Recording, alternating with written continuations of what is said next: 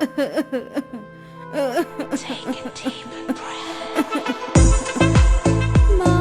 आप ऐसी बातें मत करो। पिताजी तो पहले ही मुझे छोड़कर चले गए हैं। अब आप भी ऐसी बहकी बहकी बातें कर रही हैं। बेटी, मैं गलत नहीं कह रही हूँ। मेरा अंतिम समय आ गया है। नहीं नहीं माँ, आप ऐसी बातें मत करो। आपको कुछ भी नहीं होगा। आप बिल्कुल ठीक हो जाएंगी। मैं चाचा जी के पास जाकर उनसे मदद मांगूंगी। इतना बोलकर मोहिनी अपने चाचा चाची के पास जाती है।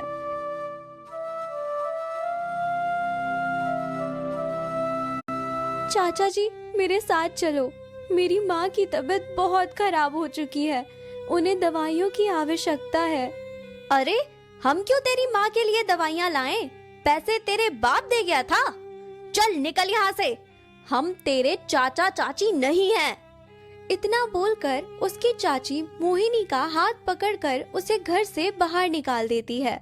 बेचारी मोहिनी वहाँ से रोते हुए घर की ओर लौट पड़ती है। हे भगवान, क्या सारी दुनिया का दुख मेरे ही नसीब में लिख दिया है। पहले मेरे पिता को छीन लिया और अब मेरी माता की जान पर भी आ गई है और मैं कुछ भी नहीं कर पा रही। यह सारी बातें सोचते सोचते मोहिनी अपने घर पर पहुंच जाती है। अरे बेटी मोहिनी, तू कहाँ है? मुझे बहुत जोर की प्यास लगी है। मुझे थोड़ा सा पानी पिला दे। हाँ हाँ माँ, अभी आती हूँ। आपके पास ही आ गई। मोहिनी जल्दी ही एक ग्लास में पानी लेकर अपनी माँ के करीब पहुँचती है तो देखती है उसकी माँ इस दुनिया को अलविदा कहकर कब की जा चुकी है। माँ, ये आपको क्या हो गया माँ? अब आप भी मुझे छोड़कर चली गई माँ। मैं आपको अंतिम समय में पानी तक ना पिला सकी। मैं कितनी अभागन हूँ। मुझे क्षमा कर देना माँ, मुझे क्षमा कर देना। फिर मोहिनी की माता का अंतिम संस्कार किया जाता है। बेचारी मोहिनी अपनी माता की जलती हुई चिता को चुपचाप बहते हुए आंसुओं से देखती रहती है।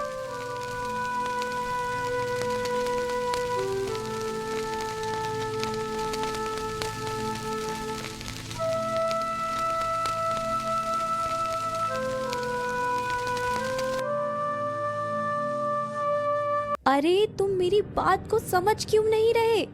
देखो, मेरी बात को समझो। अब मोहिनी का यहाँ कोई नहीं बचा है। आज रात जब वह सो रही होगी तो हम उसी समय मोहिनी के ऊपर वार कर उसे मार डालेंगे और उसे बोरी में भरकर कहीं दूर जंगल में फेंक आएंगे। इस प्रकार इस घर पर भी हमारा अधिकार होगा। हे भगवान, ये मेरे चाचा चाची तो मुझे ही मारने की योजना बना रहे हैं। अब मैं क्या करूं? यदि मैं घर के अंदर गई तो यह दोनों मुझे मार डालेंगे। मैं ऐसा करती हूँ, यहाँ से कहीं दूर चली जाती हूँ। इतना सोचकर मोहिनी वहाँ से जंगल की ओर चल पड़ती है। वह चलते चलते घने जंगलों से गुजरती है। हे भगवान, इतने अंधेरे में तो कुछ भी समझ नहीं आ रहा कि मैं किस ओर को जा रही हूँ। मुझे तो बहुत डर लग रहा है।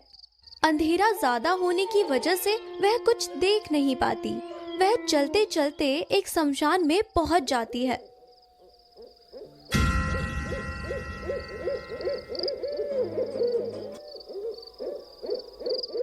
हे भगवान, ये मैं कहाँ पर आ गई? यह तो एक शमशान है। मेरी मदद करो, मुझे बचा लो, नहीं तो वो मुझे मार डालेंगे। अरे, तुम कौन हो और तुम्हें इस पेड़ से किसने बांधा है? मैं उदयगढ़ राज्य का राजकुमार विजय हूँ। लेकिन आपकी यह हालत कैसे हुई? आपको इस पेड़ से किसने बांधा है? मुझे इस पेड़ से वो डाकू बांध कर गए हैं। जब वो लौट कर आएंगे तो वो मेरी बलि उस गुफा के भीतर चढ़ा देंगे।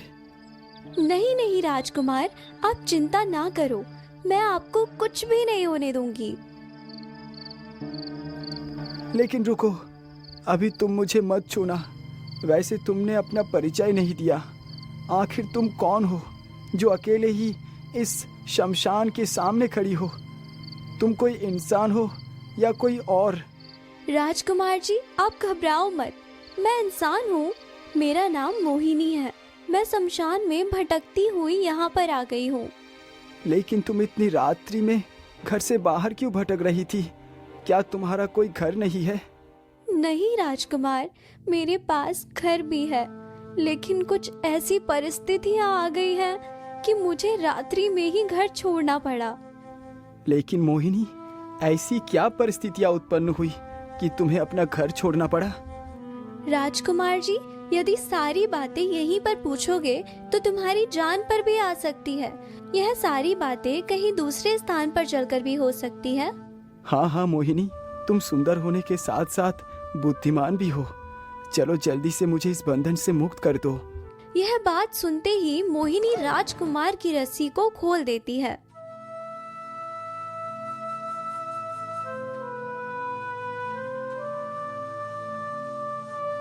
चलो मोहिनी, उस ओर को चलो, मेरा राज्य उसी ओर है।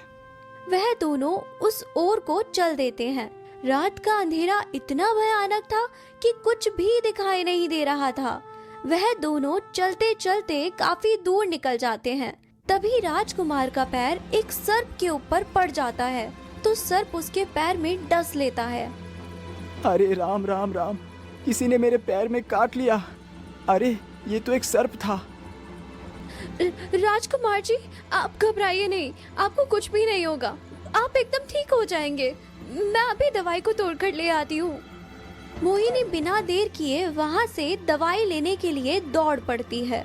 हे भगवान, आखिर वह कौन सा पौधा था जिसे मेरी माँ ने मुझे बताया था कि जब भी कोई सर्प किसी को काट ले तो उस पौधे की पत्तियों के रस को उसके घाव पर लगाने से जहर खत्म हो जाता है।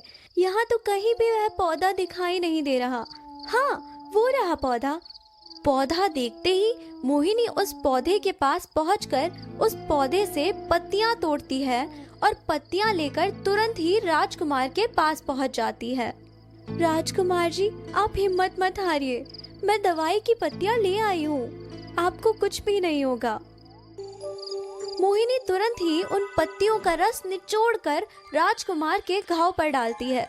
कुछ देर में ही दवा अपना असर दिखाती है।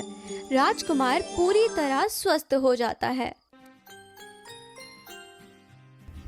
वाह मोहिनी वाह, यदि आज तुम नहीं आती तो मैं शायद जीवित नहीं होता। मैं तुम्हारा धन्यवाद कैसे करूं, कुछ समझ नहीं आ रहा। कोई बात नहीं राजकुमार जी, आपकी रक्षा करना मेरा कर्तव्य था। वाकई ही मोहिनी, मैंने तुम्हारे जैसे बहादुर और नेक दिल युवती नहीं देखी। आखिर तुम कहाँ